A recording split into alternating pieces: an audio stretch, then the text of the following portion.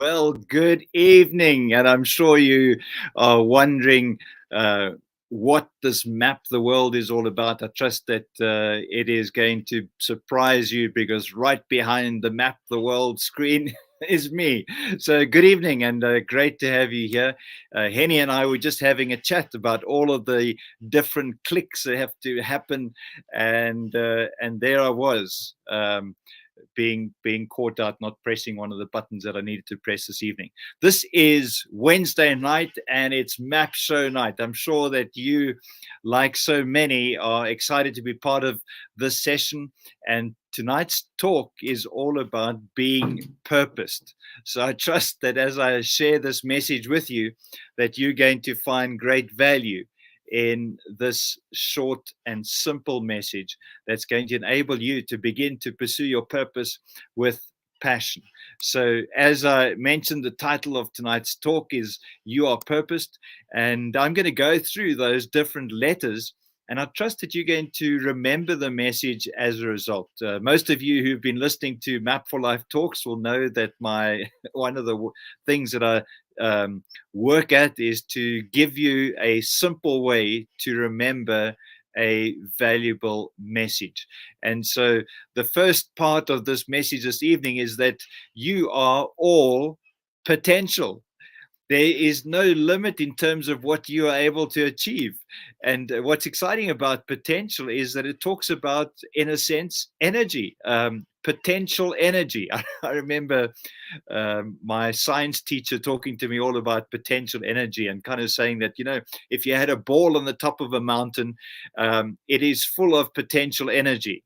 And if you allow that ball, give it a little bit of a push, it will release the potential energy and turn it into kinetic energy, and it'll race down the side of the mountain slope. And I think that you and I are all potential, just waiting to be given a little bit of a push, perhaps. Maybe waiting for you to get some inspiration, maybe a revelation, maybe some injection of energy, perhaps for somebody to just tell you that you are able to do incredible things. You are gifted in special ways. So let's accept tonight that you are potential and you have not fulfilled your potential yet. In fact, you and I are probably just scratching the surface of our true potential. The next thing that is important for us to appreciate is that you are absolutely unique. There is not a single person on the planet with your fingerprints, with your DNA, with your retina scan, with your voice, with your face. I mean, everything about you is unique. And because you are unique in so many ways, in fact, in every way, it is not far-fetched to consider the possibility, or rather the probability, that you also have a unique purpose, a one-of-a-kind purpose. And for me, that's an exciting thing to imagine. Because when you are the only one, the one who is born for a particular purpose, it means that you are born to lead in that purpose.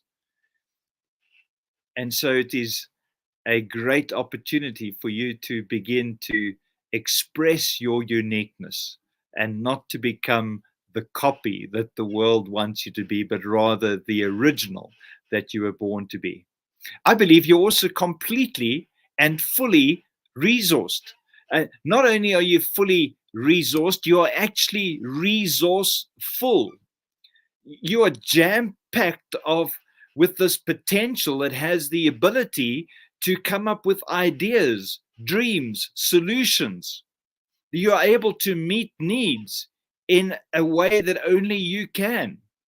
You are, in that sense, fully and completely resourced. There's nothing that's going to come your way in the future that you will not be able to solve, address, face, overcome, because you have been fully resourced. Not only are you completely resourced, but you're also fully provisioned. I believe that the people that are necessary to be part of the journey that you are on, the uh, the the other provisions that are necessary for the fulfillment of your purpose, these all pre-existed your creation.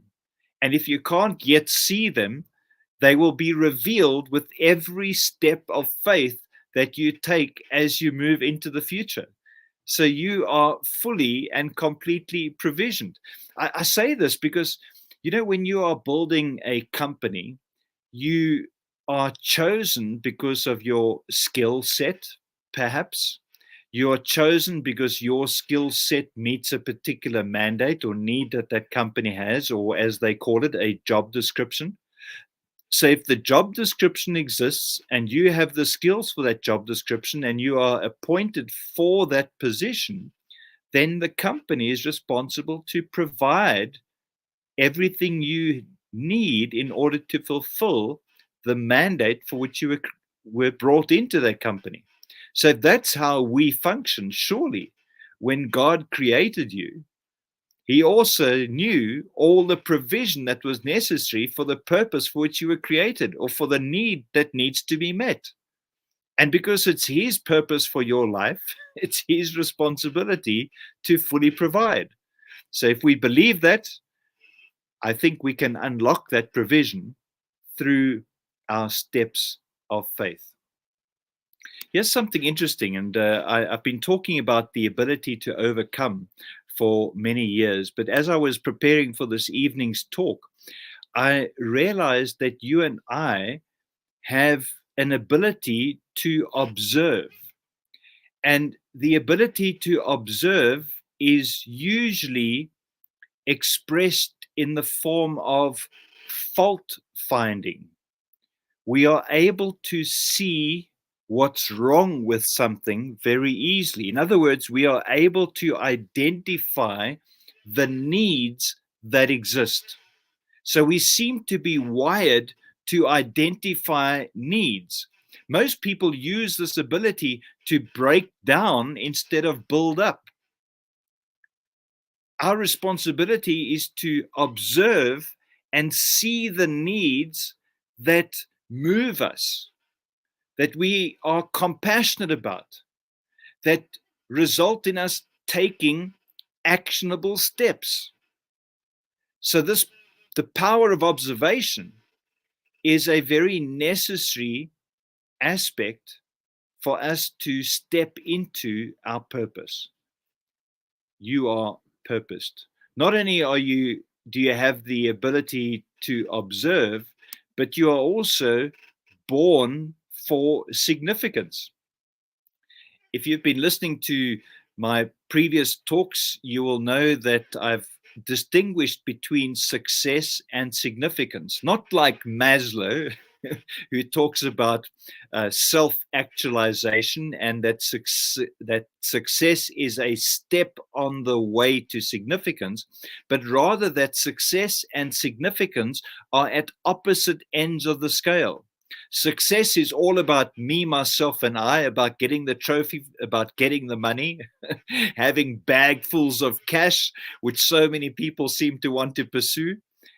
Whereas significance is about the seed that dies and releases the tree. Significance is about focusing on others. It's not about self-actualization. It's about fulfilling the purpose for which you were created, which is going to have an impact in the hearts and minds of people.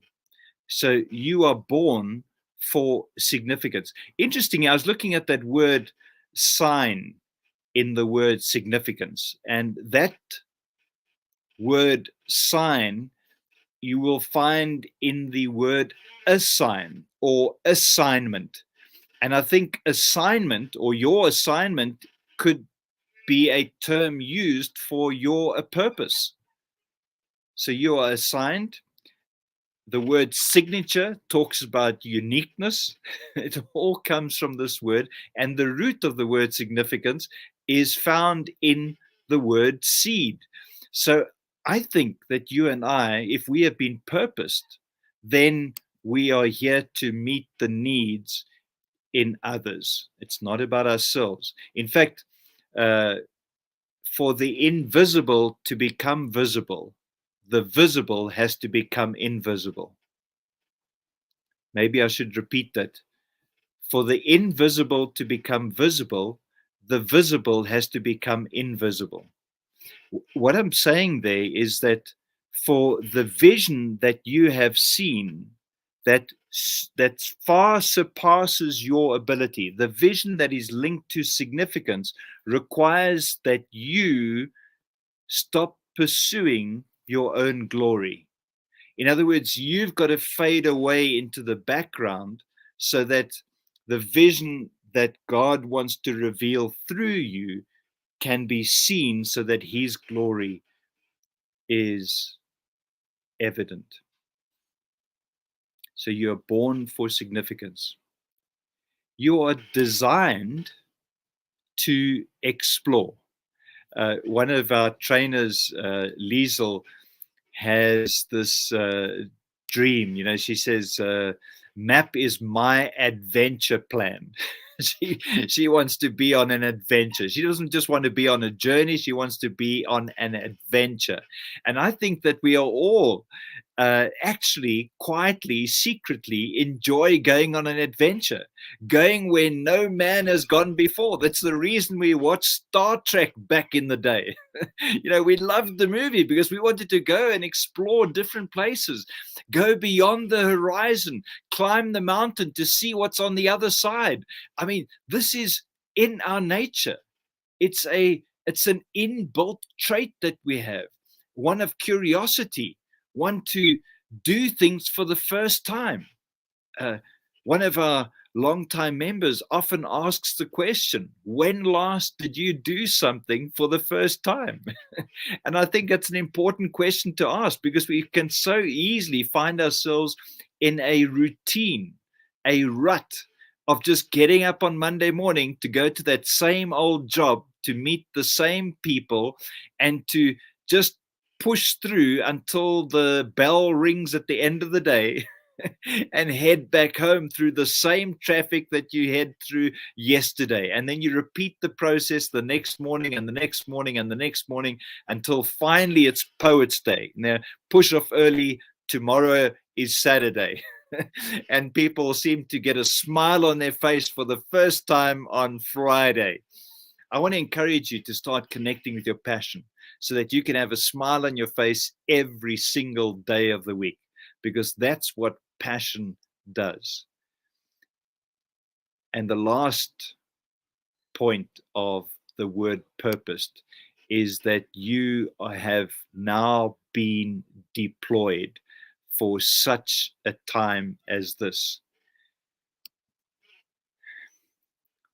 What do we spend our days doing as human beings? I think the majority of people are spending their days watching life pass by. They literally just going through the motions. Few people are doing things that have a true and real impact in this world. I think the majority of people are living life as consumers. They arrive on this planet and all they want to do is take as much as they can, accumulate as much as they can, and then they die. Leave absolutely nothing behind except a space that a box takes up 6 feet underground. I don't think that's what you and I, or that's not the way you and I should be living life. In fact, that's just existing. I think we need to be engaged with something meaningful. When should we be doing it? I believe now, because this is your time. You are here for such a time as this. If you're looking in the world and seeing everything's going wrong, the reason you can see things are going wrong is because you have a solution. It's time to step up to the plate. It's time to start providing the solution that you were born to provide. It's time to start stepping into your purpose and experiencing true fulfillment. It's time to start forgetting about yourself and to start focusing on others, because when you do, you are suddenly needed in a way that just invigorates you, energizes you, makes you feel like you are making a contribution that's going to live beyond your life. And I think that's a worthy pursuit. So tonight, I've talked about the fact that you are purposed. In other words, you're all potential, unique, resourced, fully provisioned. You have the ability to observe the need. Your focus should be others. In other words, you're born for significance. You are designed to explore, and you have been deployed for such a time as this. It's been wonderful sharing with you. If you're watching this live show this evening, please share your comments and post any questions that you have. Henny and I will be joining you shortly to discuss this a bit further, and I'm looking forward to hearing Henny's insights. So let's just take a short break. I'm going to play a little clip from one of our members from the DRC as they just share something about Map for Life, and then Henny's going to come and join me.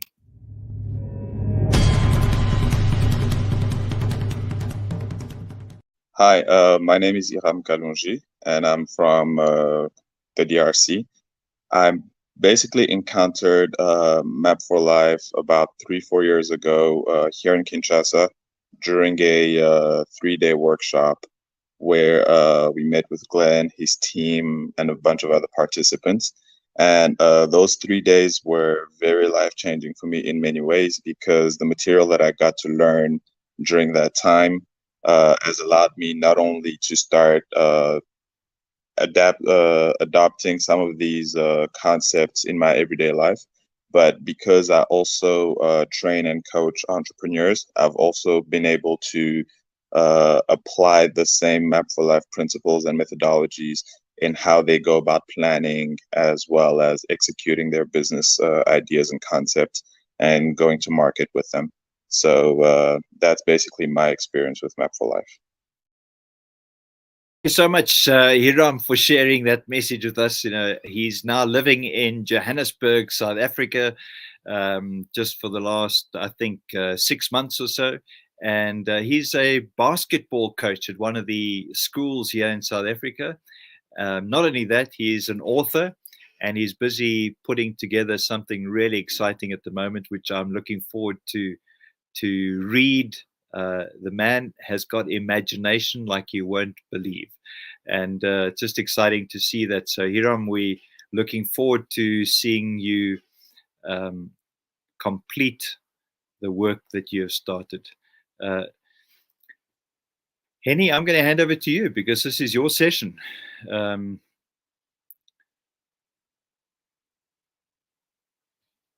Maybe you need to just unmute yourself. Muted. Let's try again. Looks like I am the panel tonight. Yes. Good evening, everyone. It's a pleasure to be here. Looking forward to sharing a few things with Glen. Before I continue, welcome aboard Passmore.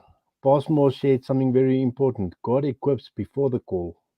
He has filled them with the skill to do all manner of work. Exodus 35:35. And he continues by saying, truly, we are born for significance. So yeah. I think, Glen, the two things that stood out for me, the first one from the talk was very close to the end, where you said about life. Tony Robbins says life is happening for us and not to us. We must always remember that. It's a small shift, but if you start believing that life is happening for you, um, it gears you to try and do something. The second thing that I want to share quickly was um, I never watched the series, but I was aware of something called Friends, which was a sitcom that ran for about 10 or 12 or 20 seasons. I know it ran for a very long time, and there was an actor in there called Matthew Perry who's passed away in the week. Um, and what is very interesting, all the videos and everything that they put up, Matthew Perry said, I don't want people to remember me as one of the main actors in Friends. Um, he got um, confused with using too much alcohol. Substance abuse was there, and at a point he just said, "That's it. That's enough." And he started creating something where he could help people and where he could make a difference. Gave his details and his names, and he said to people, "Call me at any stage. I want to help you to get out of it." And all the videos, what he's saying is, I want people to remember me as someone that made a difference, that helped them overcome a problem. I don't want people to just remember me as the actor from Friends. Um, the success versus the significance for me came through very strong based on what you were saying as well there. That's actually, that's so nice to hear. I did, or should I say, I was aware that this particular person had passed away, but I wasn't aware of. I didn't read any information about him. I wasn't aware of what you've just shared right now. I've also just heard of the program Friends. I've never watched or seen that program, so I don't know what it's about. But it must have been popular because it seems like people in America may have been or felt like they were part of that program for their growing years. But that's a very powerful statement, Annie. And maybe that's the thing that we're all seeking is to be remembered for something. For what he's saying, I suppose, is he wants to be remembered for having changed people's lives. Yep. Rather than just being that actor on screen that people remember as the comedian. Yeah. It's very Yeah. interesting. Yeah. So, just um, the interesting thing that this concept of purpose brings up is that many people acknowledge, uh, agree, or even confess that we are born for a purpose. And then there's a but that follows. And maybe we should talk about the buts that follow. What are the buts that you've heard, maybe, or perhaps even used, or heard other people use? They say, "Yeah, I buy into this purpose thing, but." Um, is there anything that comes to mind? The one thing that comes to mind is if a sentence got the word but in, it means that you don't believe what you said before that. So if I start the sentence by saying I believe in Map for Life, but I just need some time or some money to invest in it, etc. So it means you've not bought into it. I think as soon as but is in a sentence, anything after that is just an excuse for you not to commit to it fully. Um, and that's how simple it is. I've been there as well.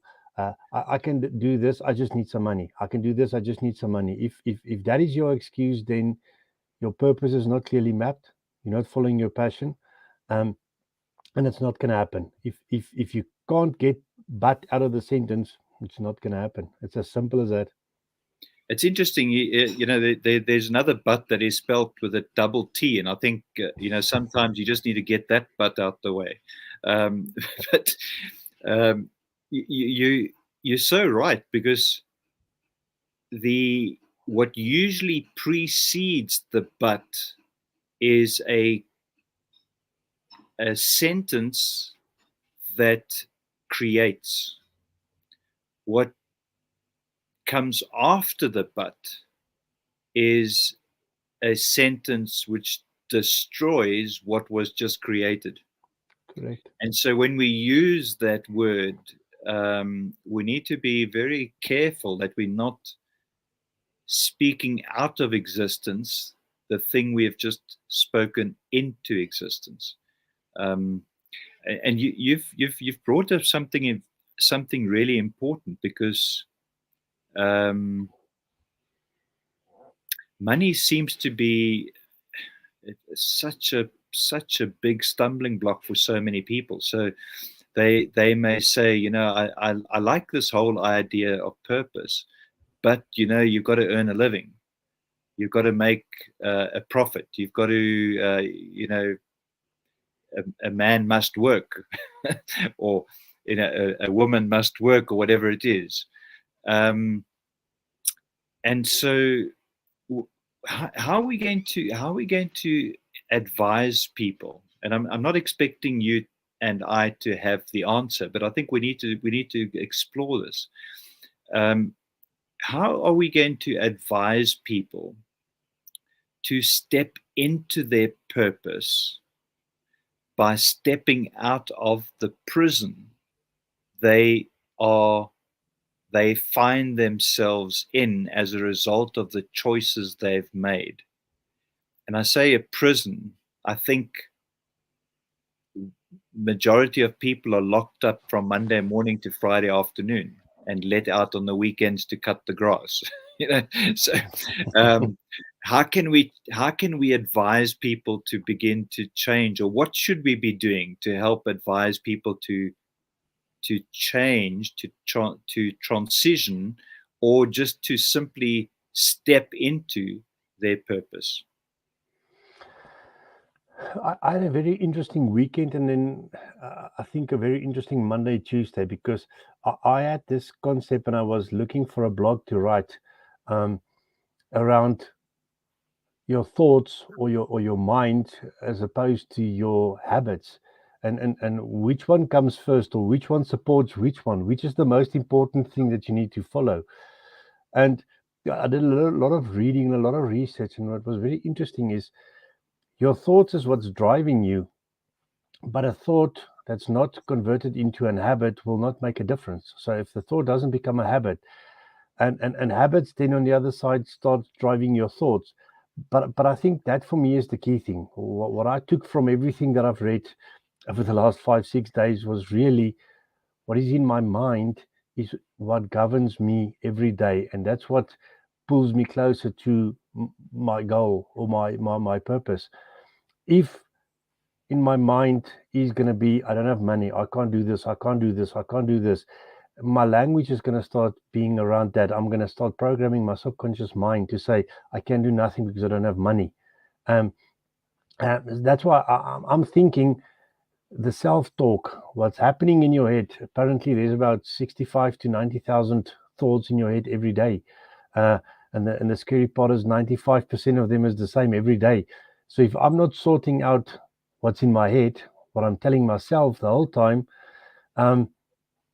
nothing is going to change.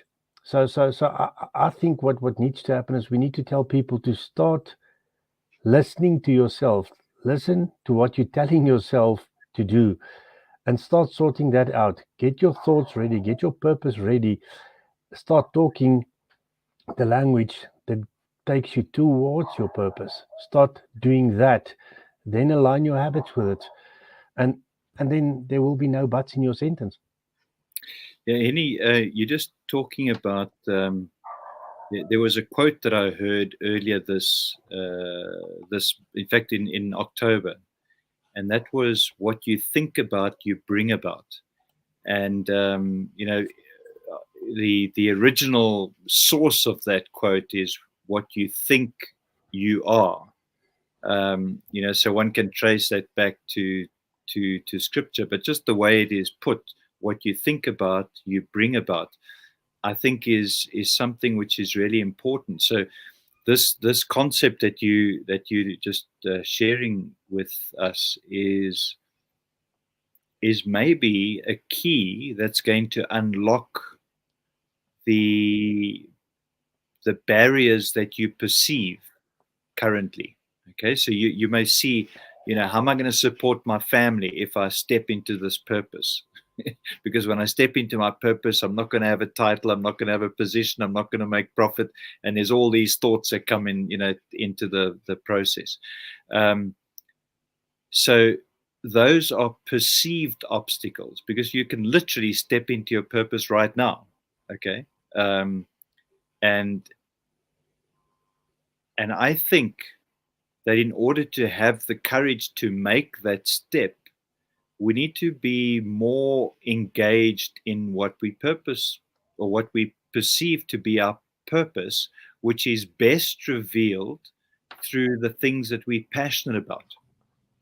So, and there's many authors that have written about this, and I think Anthony Robbins is an example of somebody who's applied this idea, and that's to consume every resource that already exists that talks about the area of your passion.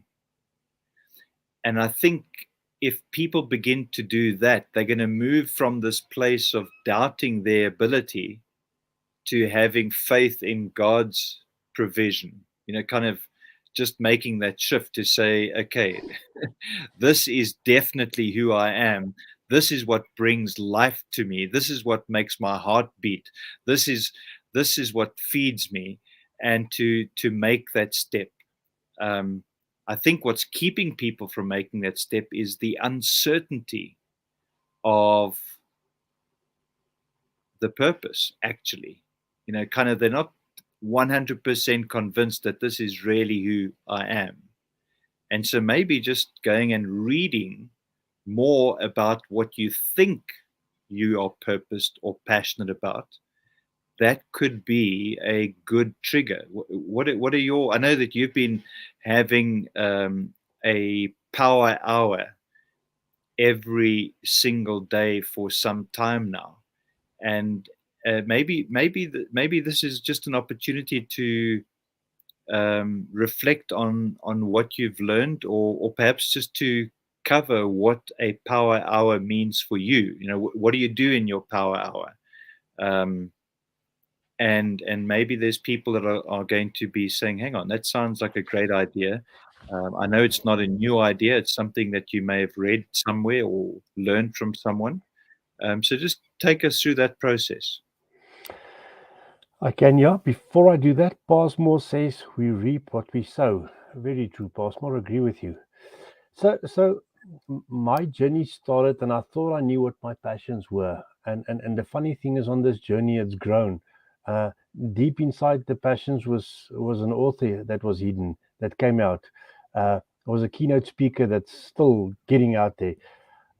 So I think when you start following your passions, when you start finding yourself, it gets to what you were mentioning in the beginning as well. You are unique.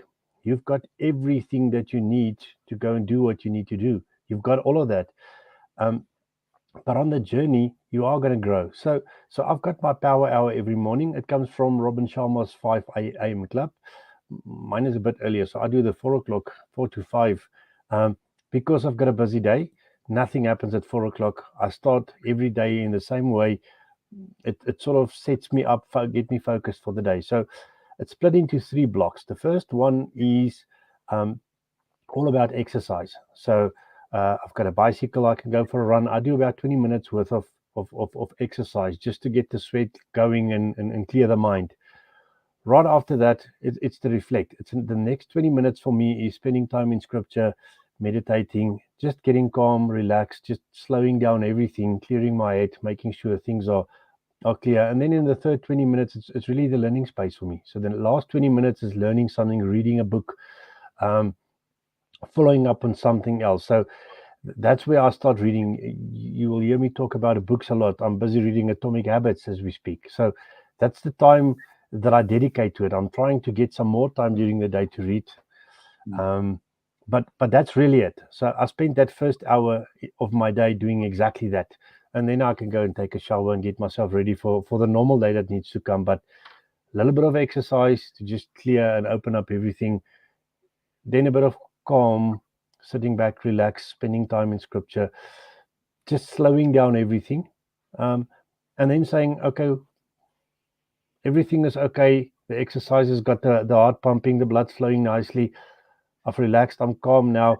The mind is open. The mind is open to learn new things. And then I dive into the learning part to say, let's learn something new. And I think I've now gone through a week where I wasn't as strict with this after the move. It was I'm stiff and I'm sore of a whole bunch of things that I moved, etc. And you know what? The days are not the same. It's almost like I have to have the power hour. If I do not have it, the day is not a fun day. What can go wrong will go wrong. I'll miss opportunities. Everything is just not right. It's almost like it becomes an addiction. I'm almost addicted to my power hour. I have to do that. And by doing that, things just starts happening. The door starts opening. People start calling you to say, help me with this, do that. So yeah, it just excites me.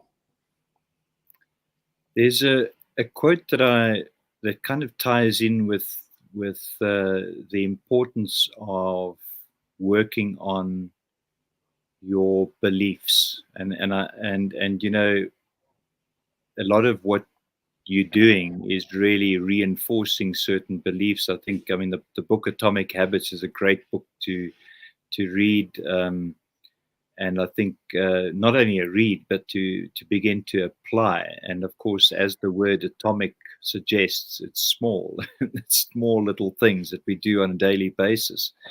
And what you're doing is you're really getting your mind focused in the morning. And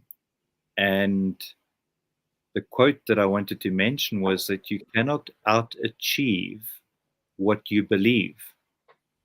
And so maybe in the context of stepping into your purpose, it requires that you believe you can before you actually can, because you cannot out-achieve what you believe. So if you believe you can't, you're right. Yeah. And somebody, I remember there's an idiom that we or that we use, and that is seeing is believing. And an old friend of mine, and when I say old friend, he is literally old, and he's been somebody who I've known for many years. He he said this: the truth is that unless you believe, you will never see. So you have to believe before you're going to see. And I think purpose by design requires you to have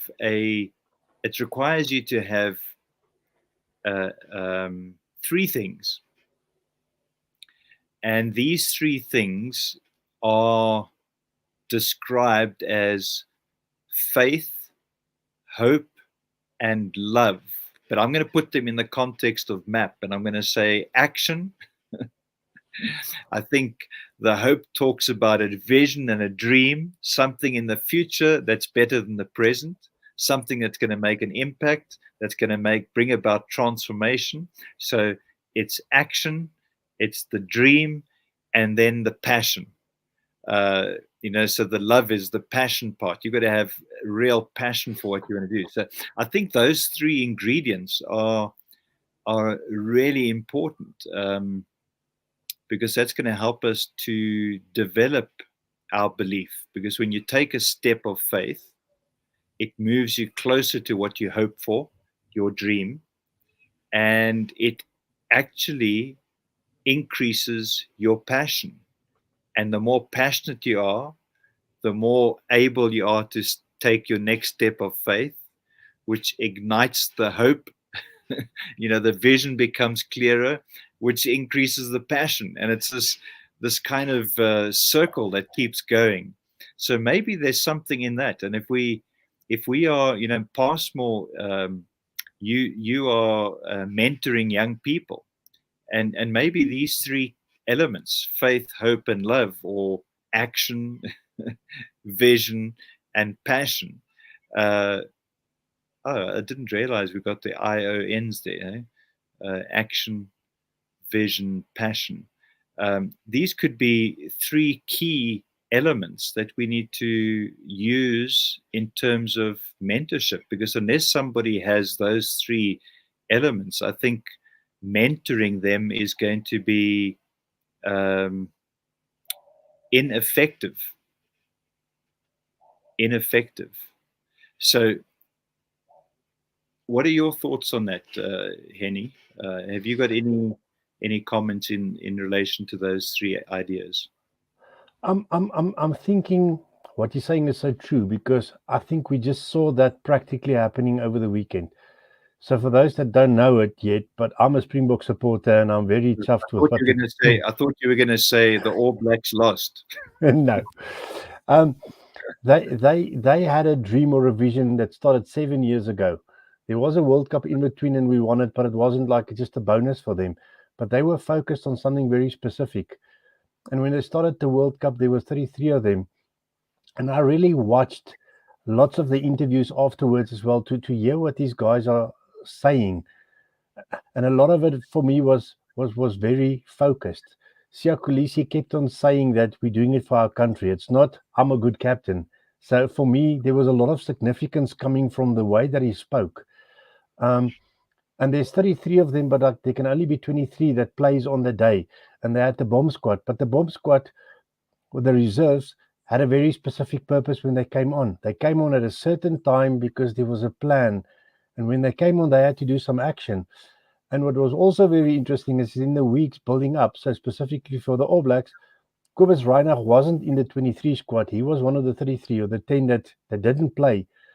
His purpose was to go and study all the habits, mannerisms, everything you can think of Aaron Smith, which is the scrum half that played against Faf.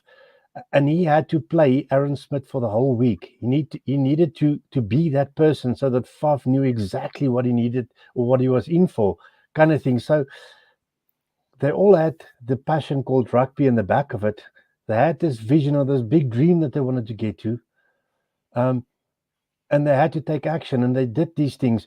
And what is interesting is they all knew that. So if they didn't make the team, we were human. They were sad, and they had like their 2 or 3 hours to be sad. But then they picked themselves up to say, okay, what is my role now?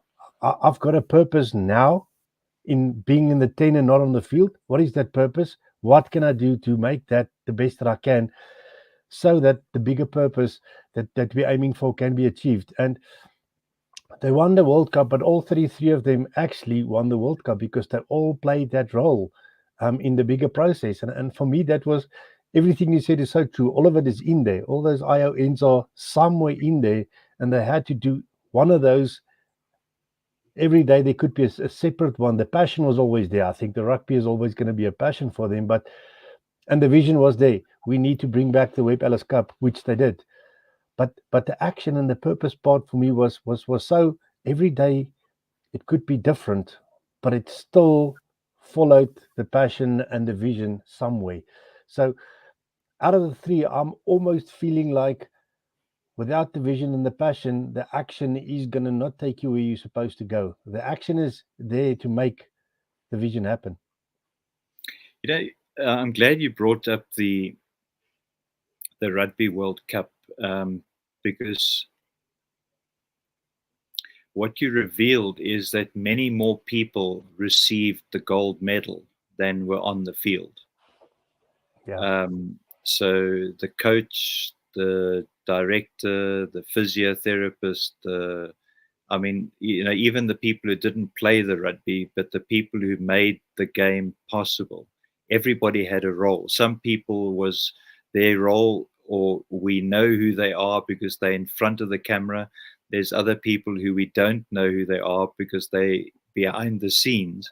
But there's a group of people which is called a team that makes the whole thing happen.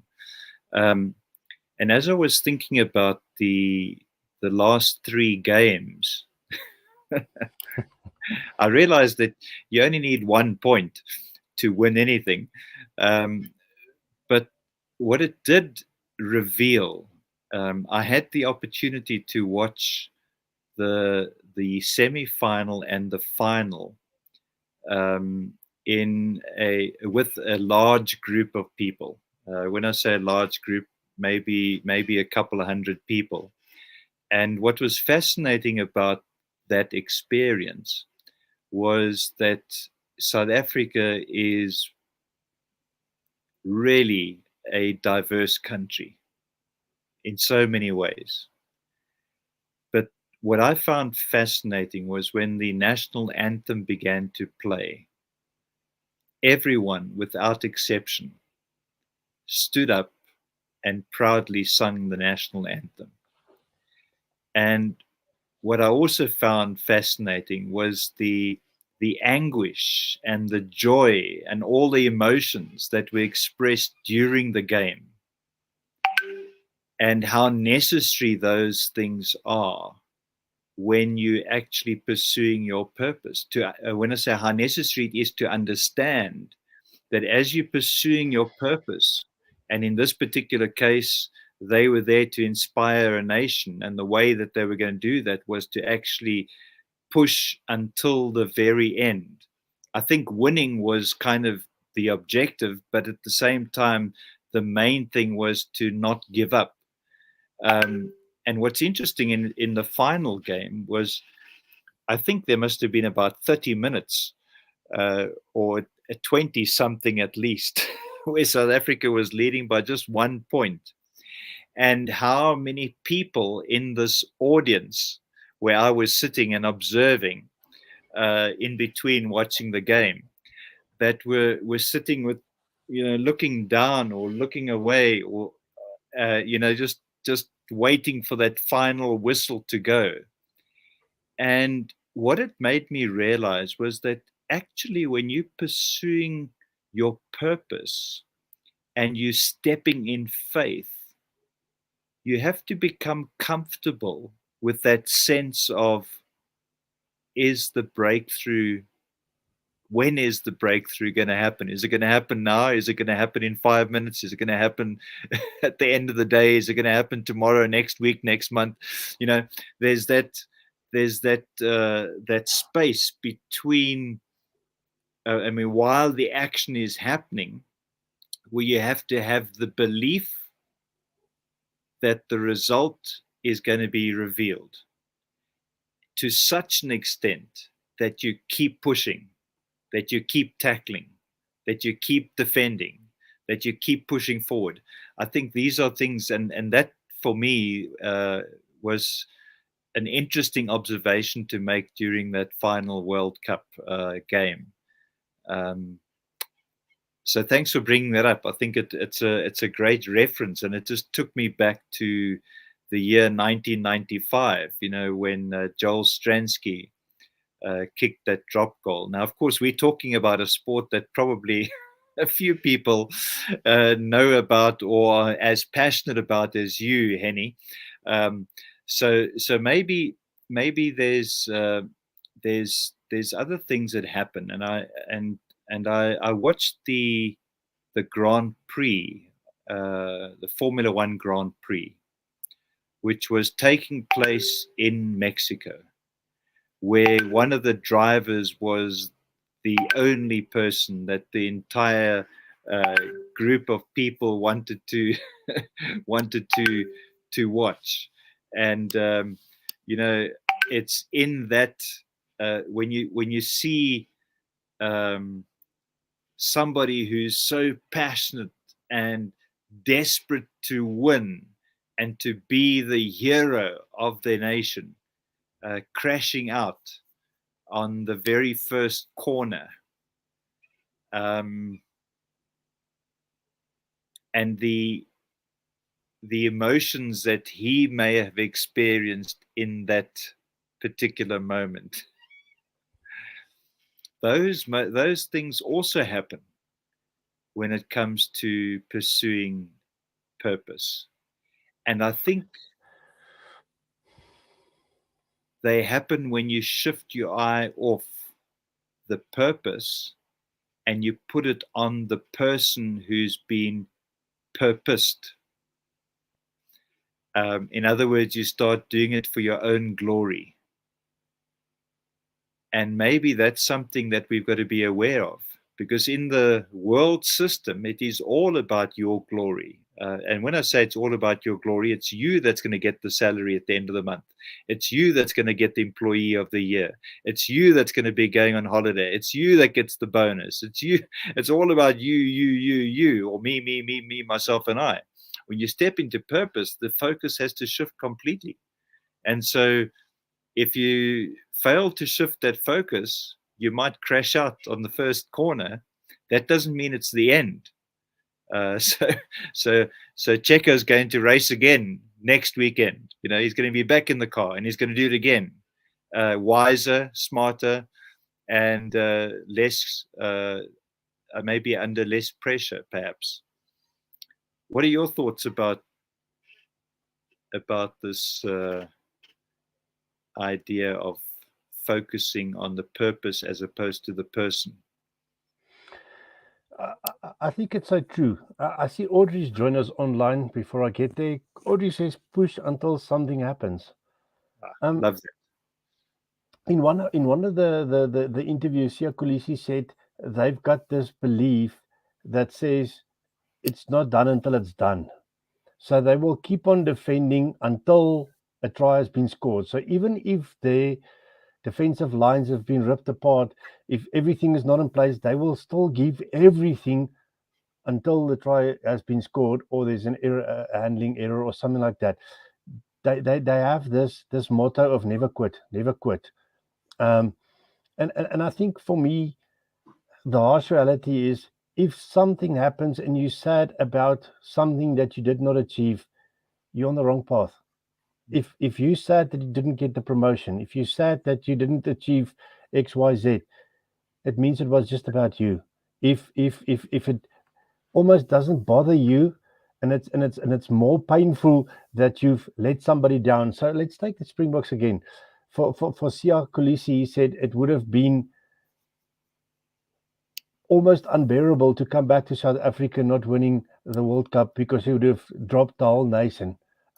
It was about bringing something for the whole nation. It was really the bigger thing that they were doing, and it was never about them. It's not Pieter-Steph is not coming back saying, I got the man of the match. He's going to say, we won the World Cup for South Africa. For me, it's almost that if you're feeling sad because of something you did not achieve, then something is wrong. Then you focused on yourself. If it's more painful that you've let people down, then you were on the right track. Then you can hold your head high and say, let's just drill harder, let's just go harder. Then the why you want to achieve your purpose is strong enough. So make sure that you've got that in place to say, my why is big enough that it's painful if I don't get to it because I'm letting people down and not myself. Joshua, my son, rode from Johannesburg to Cape Town, which is for them was a approximately 16-day journey, where they rode anything from 40 to 130 kilometers per day as they traveled and navigated the gravel roads on a mountain bike, carrying all of their equipment or food all the things that they needed for this journey, which is quite an interesting process. And Joshua had read the book Atomic Habits that you were talking about earlier. And one of the things that they did was every 20 minutes on their cycle, the alarm would go off and they would repeat, we're doing this for fun, to have an adventure, and to raise awareness for mental health. And they repeated that every time. They got to the point, because Joshua is English speaking, the person he was riding with is German speaking. Of course, they both speak English. But what they started doing to just make it more interesting is they learned to say it in German as well. So in 20 minute, they would say it in English. The next 20 minute, they'd say it in German. And Joshua still remembers those German words of that saying. So I think there's that need. And I was, as you were talking about that aspect, about the why, essentially, I just had this feeling that so many people are looking for their purpose outside somewhere. They listening to people, they reading books, and they're saying, oh, that's my purpose. They see something glamorous that's happening. I'm going to stand in the queue and I'm going to become the next X Factor or the next Idol, or I'm going to win the next talent show, whatever it is, because with that comes glory and glamour and celebrity status and all these things. And people are looking for something like that. They're seeking something that's going to make them look like somebody. I want to just remind everyone that you are unique, a masterpiece, a one of a kind. And when you have a one of a kind, there is no value that can surpass that. It is priceless. And so purpose is not something written in a book that somebody else has written and you read in there and say, that's my purpose. I think, in fact, I believe that your purpose is written on your heart. And, like Miles Monroe says, your purpose doesn't lie ahead of you, it lies within you. Or your future doesn't lie ahead of you, it lies within you. So maybe we need to start looking within. And one of the best ways to look within is to do what you've done, Henny, and that's to start writing. Because when you write, you withdraw the revelational, inspired truth that is already within you. It's kind of there, it's sitting there. So one way to bring it out is to ink it on paper. Think it. If you think it, ink it, write it down. And through that process, maybe you're going to lead to some kind of big discovery.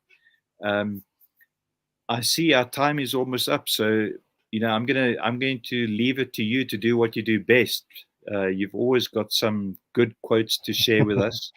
And to just close the evening with something like that, and then I'll play a short little video to say goodbye to everyone. Yeah, I think one of my keynotes was all about a puzzle. Are you the missing puzzle piece? And I think one of the biggest challenges for us, you are part of a puzzle and you are a specific piece in that puzzle. And a lot of us are trying to be a different puzzle piece. And we're trying to do that because of the world system that's out there. We want to be something more spectacular. I think I'm important enough. I need to be a corner piece in the puzzle. That's not where you were created. Your purpose, you were born for a purpose that this puzzle cannot do without. You are a specific piece in the puzzle and you just need to go and fit your space and not try and be something else, because you've got everything you need right now. You've got all the shapes and all the corners and the edges that you need to fit in that specific spot where you need to go. So yeah, for me that's coming through every day, stronger and stronger. Don't be something that the world wants. If you start doing that, you're striving for success and not for significance. Go and be that puzzle piece that fits into the puzzle, that creates a picture for the world to see how things should be going. Yeah, I've got a nice quote. Where is it? Quickly get my quote here. And most people, I'm sure, knows about Snoopy and Charlie Brown. My quote is about Snoopy and Charlie Brown sitting on a pier, and Charlie Brown says, "We only live once, Snoopy." And Snoopy responds saying, "Wrong. We only die once. We live every day." So go out there and go and live every day. Go and make a difference. Go and be who you need to be. And remember, it needs to be significant and not successful. I love that. And, when you said, don't, I was thinking, don't be what the world wants, be what the world needs, and the world needs you. I love that idea, the missing puzzle piece. Excellent. Thank you so much. And I'm gonna let Quinton. Quinton, I hope you listening to the show this evening. I'm going to let you finish the evening off. Thank you, everyone, for joining us. It's been wonderful having you. Remember, every Wednesday evening, same time, join us, share your comments, post your questions. We'd love to engage with you. And why not consider joining us in the panel, in studio with Henny and I? It'll be wonderful to have you here. Good night. Cheers, everyone. Good day, everyone. My name is Quinton Davis. I am from Cape Town in South Africa. I was first introduced to Map for Life way back in 1998. And for me, Map for Life is an indispensable tool to stay on purpose and to keep on track in achieving my goals. My favorite leadership quote is as follows: the first task of a leader is to define reality. The last is to say thank you. In between, the leader is a servant. Be mapped. Thank you.